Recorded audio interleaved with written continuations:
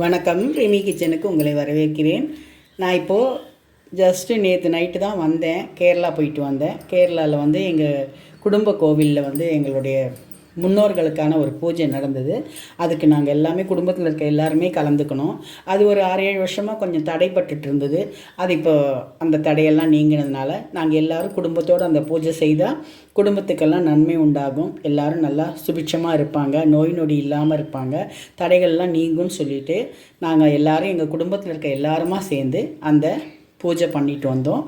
அந்த பூஜைக்கு போயிட்டு நான் நேற்று நைட்டு தான் வந்தேன். அதனால் வந்து இப்போ நான் அங்கேருந்து கொண்டு வந்தது இது பேர் இடிச்சக்காய் சொல்லுவாங்க. பலாக்காய் பிஞ்சு இது. அந்த ஊரில் வந்து இடிச்சக்காய் சொல்லுவாங்க. இதில் நான் வந்து ஒரு அரைச்சி விட்ட சாம்பார் வைக்க போகிறேன். இதில் சாம்பாரும் வைக்கலாம், அதே டைம் வந்து பொரியலும் பண்ணலாம். ஆனால் தமிழ்நாட்டில் அவ்வளோ செய்ய மாட்டாங்க. இதை கேரளாவில் தான் ரொம்ப செய்வாங்க. தமிழ்நாட்டில் இருக்கவங்களுக்கு இது ஒரு புது டிஷ்ஷு தான். அதனால உங்களுக்கு இதை காட்டலான்னு. நீங்களும் எங்கேயாவது உங்களுக்கு இந்த மாதிரி பலாக்காய் பிஞ்சு கடையிலலாம் கிடைக்கும், மார்க்கெட்டில் கிடைச்சதுன்னா நீங்களும் வாங்கி செய்வீங்க இல்லையா? அதுக்காக தான். இது ரொம்ப சத்தானது, உடம்புக்கு ரொம்ப நல்லது, வயிற்றுக்கு ரொம்ப நல்லது. பலாக்காய் பிஞ்சு தான் அது. கேரளாவில் இடிச்சக்காய் சொல்லுவாங்க. சக்கானா பலாக்காய், இந்த இடிச்சக்கானா குட்டியான பிஞ்சு சக்கை, பிஞ்சு பலாக்காய். அதை வந்து இந்த மாதிரி அது முள் மாதிரி இருக்கிறதெல்லாம் எடுத்துகிட்டு அதனுடைய ஸ்கின்னை கொஞ்சம் தோல் இது பண்ணிவிட்டு இப்படி பீஸாக கட் பண்ணி வச்சுக்கணும். இதில் இந்த சாம்பார் ரொம்ப டேஸ்ட்டாக இருக்கும். நல்லா வெந்ததுன்னா நல்ல டேஸ்ட்டாக பருப்போடு சேரும்போது ரொம்ப டேஸ்ட்டாக இருக்கும். ஆனால் அரைச்சி விட்ட சாம்பாராக தான் இது வைக்கணும், அப்போ தான் நல்லாயிருக்கும். நான் வந்து ஒரு 100 கிராம் அளவு கொஞ்சம் தான் பருப்பு போட்டிருக்கேன். 100 கிராம் அளவு, உங்களுக்கு கொஞ்சம் அதிகம் வேணாலும் போட்டுக்கலாம், போட்டிருக்கேன். இப்போது ஒரு 100 கிராம் துவரம்பருப்பை நான் ஊற வச்சுருக்கேன். அதில் ஒரு தக்காளியை கட் பண்ணி போட்டுப்போம். அவங்க ரொம்ப தக்காளிலாம் போட மாட்டாங்க கேரளாவில் செய்யும்போது. நம்ம கொஞ்சம் ஒரு டேஸ்ட்டுக்காக கொஞ்சம் தக்காளி போட்டுப்போம். 2 பச்சை மிளகாய் கீரி போட்டுப்போம். ஒரு பச்சை மிளகாவோட வாசனை நல்லாயிருக்கும் டேஸ்ட்டுக்கு. கொஞ்சம் இந்த இடிச்சக்காய் போட்டுப்போம்.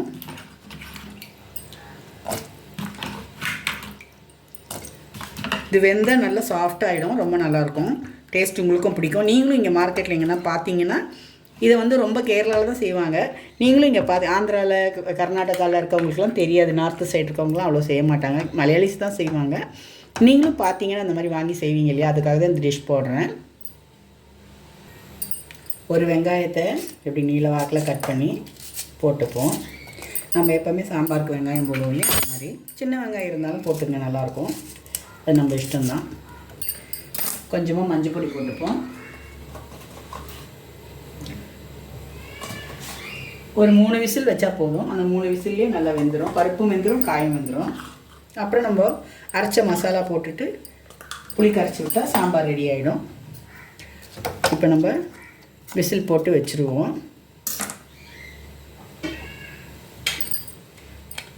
ரப்பர்லாம் கரெக்டாக இருக்கான்னு செக் பண்ணிவிட்டு போடுங்க, அப்போ தான் விசில் கரெக்டாக வரும்.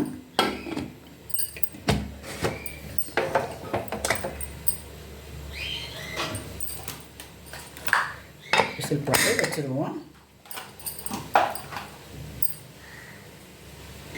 சாம்பாருக்கு மசாலா வறுத்துப்போம். 1 ஸ்பூன் தனியா, ஒரு 4-5 ஒரு 5-6 காஞ்ச மிளகா. நம்ம அதிகமாக மசாலா மிளகா பொடி போட போகிறதில்ல, இந்த மசாலா தான். அப்போ தான் அரைச்சி விட்ட சாம்பார் இல்லையா? அதனால் இது கொஞ்சம் வதங்கணும், மிளகாவும் தனியாக வதங்கணும். அது கூட கொஞ்சமாக ஒரு 1/2 ஸ்பூன் துவரம்பருப்பு. இது எதுக்காகனா நல்லா வாசனையாகவும் குழம்பு கட்டியாக வரும், நல்லா கொழுன்னு வரும். அதுக்காக திக்னஸ் கொடுக்கும். பருப்பு அப்படி வறுத்து அரைச்சி போட்டோம்னா இது வதங்கட்டும். தனியாவும் மிளகாவும் வதங்க கொஞ்சம் டைம் எடுக்கும், வதங்கட்டும். கொஞ்சம் வறுப்பட்ட உடனே நம்ம கொஞ்சம் வெந்தயம் போட்டுப்போம். ஸ்டவ்வை சீண்டில் வச்சுக்கோங்க, கரிஞ்சிட வேண்டாம். கரிஞ்சிச்சுன்னா கசப்பு வாசனை வரும், நமக்கு கசப்பு டேஸ்ட் வரும். அதுக்காக கொஞ்சம் வதங்கட்டும். ஒரு 2 சில்லு தேங்காய் போட்டுப்போம். அது ஈரம் காயிற அளவுக்கு நம்ம கொஞ்சம் சூடாகட்டும். ஸ்டவ்வை சிம்மிலே இருக்கட்டும், ஹை ஃப்ளேம் வைக்க வேண்டாம். மிளகா வறுபட்டால் தான் நல்லா மசியாக அரையும். தனியாகவும் கருக்காமல் பார்த்துக்கணும். பாருங்கள், இப்போ நல்லா சிவப்பாக இருக்குது, இந்த மாதிரி தான் இருக்கணும். தேங்காய் கொஞ்சம் சூடானா போதும். வாசனை வரும் தனியாக வதங்கினா. கட்டி பெருங்காயமாக இருந்தால் இதிலேயே போட்டு வறுத்துக்கலாம். பொடி பெருங்காயமாக இருந்தால் குழம்புல அப்படியே போடலாம். நான் பொடி பெருங்காயம் தான் போட போகிறேன். கட்டி பெருங்காயமாக இருந்தால் இந்த மிளகா தனியாலே நீங்கள் போட்டு வறுத்துக்குங்க. இது வறுப்படட்டும். இந்த ஸ்டவ் ஆஃப் பண்ணிட்டீங்கன்னா அந்த சூடிலேயே அது நல்லா வறுப்பட்டுடும். ஸ்டவ் ஆஃப் பண்ணிடலாம். இப்போ பாருங்கள், பருப்பும் காயும், காய் உடையவும் இல்லை, ஆனால் வெந்திருக்கு. காய் தொட்டு பார்த்தா தெரிய பாருங்கள், காய் வெந்திருக்கு. இனி இந்த புளி தண்ணியிலையும் மசாலாலையும் கொஞ்சம் வேக போகுது. பருப்பும் வெந்திருக்கு. இந்த பதத்தில் ரொம்ப வெந்து உடையக்கூடாது, காய் நமக்கு கடிக்கிற மாதிரி இருக்கணும். நம்ம இந்த மசாலா பேஸ்ட்டை அரைச்சி வச்சுக்கொள்ளி அந்த பேஸ்ட்டு அதில் போட்டுக்கணும்.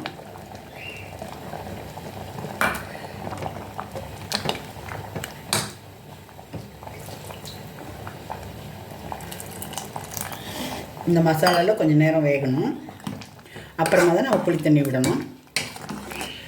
இப்போ நம்ம உப்பு போட்டுக்கலாம். தேவையான அளவு உப்பு போட்டுப்போம். நல்லா தண்ணி விட்டுப்போம். ஏன்னா இது வந்து மசாலாலாம் போட்டு அரைக்கிறதுனால சீக்கிரமாக கெட்டியாயிடும் குழம்பு. உப்பும் போட்டுட்டு இந்த காய் நல்லா இந்த மசாலாவில் வேகட்டும். வெந்த அப்புறமா நம்ம புளி தண்ணி விடலாம். கொதிக்கட்டும். கொதி வரணும். காயும் கொஞ்சம் கூட வெந்து அந்த மசாலா சேரணும். அதில் உப்பும் சரியாக அதில் பிடிக்கணும்.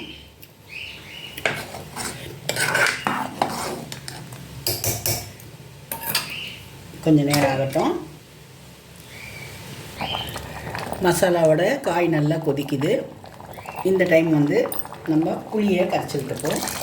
ஒரு நெல்லிக்காய் சைஸ் புளி தான் நான் கரைச்சி விட்றேன். கரைச்சி விட்டு அது நல்லா கொதிக்கணும்.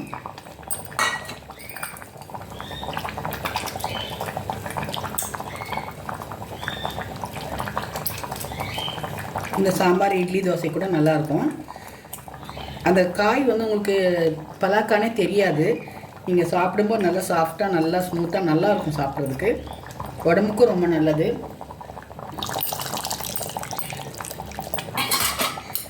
வேண்டிய அளவு புளி கரைச்சி விட்டுட்டேன். நெல்லிக்காய் சைஸ் தான் நான் எடுத்தேன். இந்த புளி தண்ணியில் கொஞ்சம் நேரம் கொதிக்கட்டும். புளியோட பச்சை வாசனை போகணும். எல்லோரும் ட்ரை பண்ணி பாருங்கள், ரொம்ப டேஸ்ட்டாக இருக்கும். உங்களுக்கே ரொம்ப பிடிச்சிரும். அப்புறம் எங்கே பலாக்கா பார்த்தாலும் நீங்கள் வாங்கிட்டு வந்து சமைப்பீங்க. வயிற்றுக்கும் நல்லது. இது சத்து இருக்குது இதில். பலாவோட எல்லாமே பலாப்பழம், பலாக்காய், பலாப்பழம், பலா கொட்டை எல்லாமே நமக்கு சத்தானது. பலா இலை கூட ரொம்ப சத்தானது. அந்த இலையில் கஞ்சி குடிப்பாங்க. ஸ்பூன் மாதிரி அதை மடக்கிட்டு அதில் கஞ்சி குடிப்பாங்க கேரளாவில். பலா மரத்தில் நிறைய பயன்கள் இருக்குது. அது நமக்கு நம்ம ஊரில் பலாக்காய் இல்லை, கிடைக்கும்போது நம்ம அதை சாப்பிட்டுக்கணும். கேரளாவில் இருக்கவங்க ரொம்ப மெயின் டிஷ் இது. இதுலேயே இடிச்சக்காய் உப்பேரி சொல்லி செய்வாங்க. ரொம்ப டேஸ்ட்டாக இருக்கும். சிம்பிள் அண்ட் டேஸ்டியான டிஷ்ஷு தான் கேரளா டிஷ்ஷு. இப்போ குழம்பு கொஞ்சம் கொதிக்கட்டும். ஏன்னா புளியோட பச்சை வாசனை போகணும். கொஞ்சம் மூடி வச்சுருவோம். சாம்பார் நல்லா கொதிக்குது. பாருங்கள், காய் நல்லா அதோட நல்லா மேட்ச் ஆகிடுச்சு. காரம்லாம் நல்லா சுருன்னு இருக்குது.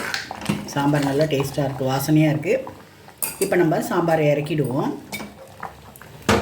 இதுக்கு ஒரு கடுகு வறுத்து போடுவோம். கடாய் வச்சுப்போம்.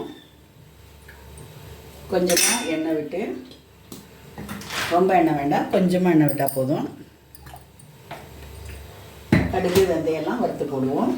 கொஞ்சம் சின்ன வெங்காயத்தை இதில் போட்டு வறுத்து போட்டிங்கன்னா நல்ல டேஸ்ட்டாக இருக்கும். கடுகு போட்டுப்போம்.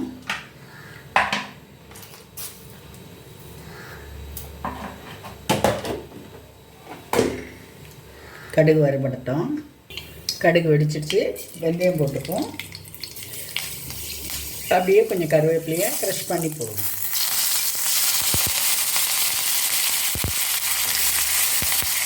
அந்த சூடுலேயே வெந்தயம் வறுபட்டோம். ஸ்டவ் ஆஃப் பண்ணிடலாம், கரியாமல் இருக்கணும் இல்லையா, அதனால்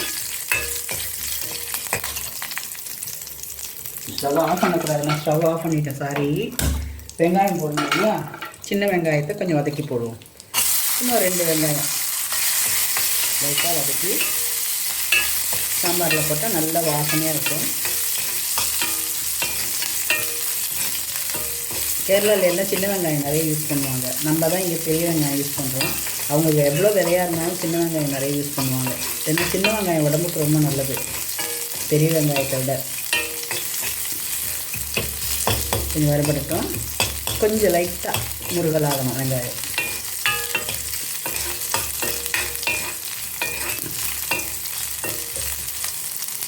வெங்காயம் வறுபட்டுடுச்சு. ஸ்டவ் ஆஃப் பண்ணிவிடுவோம். சாம்பாரை நம்ம எந்த பாத்திரத்துக்கு மாத்திரமோ அந்த பாத்திரத்துக்கு மாற்றிக்கலாம். எப்படி இருக்குது பாருங்கள் சாம்பார். நல்லா டேஸ்ட்டாக வாசனையாக இருக்குது. அது கூட நம்ம இந்த கடுகு வத்தலையும் அதில் கொட்டிப்போம்.